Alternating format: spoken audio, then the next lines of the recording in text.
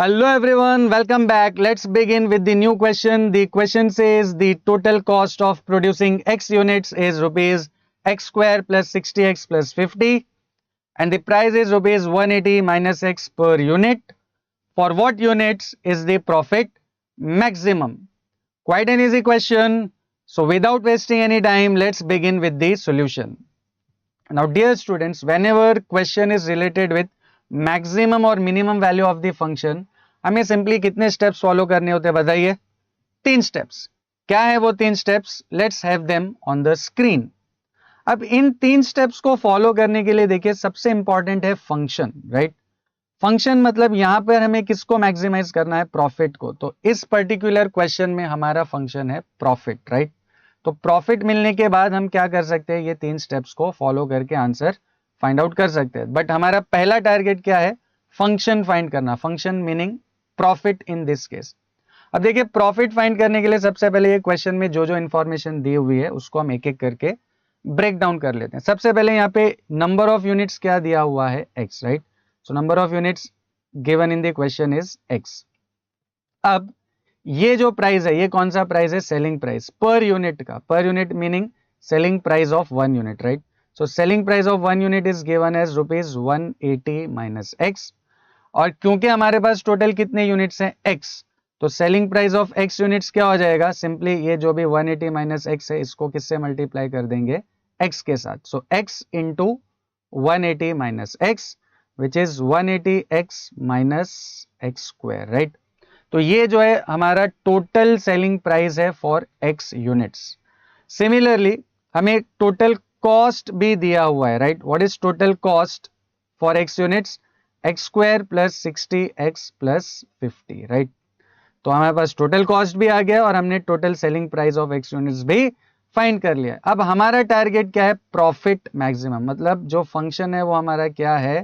Profit, right? F of x is profit. अब चलिए बताइए प्रॉफिट मिलता कैसे है? Yes you are right, profit is selling price minus cost price, right? तो हमारे केस में सेलिंग प्राइस की जगह पे हम क्या सब्स्टिट्यूट कर देंगे? 180x minus x square and minus cost price will be replaced by x square plus 60x plus 50. अब इसको थोड़ा सा हम एक्सपेंड करके सिंप्लीफाई करेंगे तो ये 180x और ये माइनस 60x हो जाएगा, right? So 180x and minus 60x will be 120x, then minus x square और ये भी हो जाएगा minus x square. So minus x square and minus x square will be minus 2x square and ये जो है प्लस और minus से हो जाएगा माइनस 50. तो this is the value of the function और value of the profit and let us say this is your equation number 1. तो देखिए हमको एफ ऑफ एक्स तो मिल गया है. अब जैसे ही आपको एफ ऑफ एक्स मिल जाए उसके बाद ये तीन स्टेप्स को फॉलो करके हम जो भी हमारा आंसर है वो हम फाइंड आउट कर सकते हैं. तो सबसे पहले स्टेप में हमें क्या फाइंड करना है? एफ ऑफ एक्स से f dash of x and f double dash of x meaning first derivative and second derivative. So let's differentiate both sides with respect to x. तो एफ ऑफ एक्स का derivative हो जाएगा f dash of x. 120 x में 120 will remain as it is, x का derivative will be 1, so 120 into 1 will be 120, then 2x square में 2 will remain as it is and x square का derivative will be 2x, so 2 into 2x will be 4x, right? And 50 is only constant का derivative will be 0. So overall f dash of x is 120 minus 4x. Let us say this is your equation number 2. और इसके बाद एक और बार हम differentiate करेंगे with respect to x. तो f dash of x का डेरिवेटिव हो जाएगा f double dash of x. 120 का derivative 0 and minus 4 as it is, x का डेरिवेटिव 1. सो माइनस 4 इंटू 1 से जो डबल डेरिवेटिव हो जाएगा minus 4. Let us say this is your equation number 3. तो we have successfully completed step number 1, f of x, f dash of x and f double dash of x. अब step number 2 में we have to consider और we have to equate f dash of x with 0. तो let's consider f dash of x equals to 0. अब देखिए f dash of x हमने already evaluate किया हुआ है 120 minus 4x. So 120 minus 4x will be equal to 0. इसको rearrange करने पे we get 4x equals to 120 and ultimately when you divide 4 on the right hand side, x will be 120 upon 4, that is 30, right? तो इसका मतलब जो total units है, number of units, वो कितने होने चाहिए? 30। तो देखिए आंसर तो हमें मिल गया, क्वेश्चन यही था ना, for what units is the profit maximum, तो हाउ मेनी यूनिट्स? 30 यूनिट्स।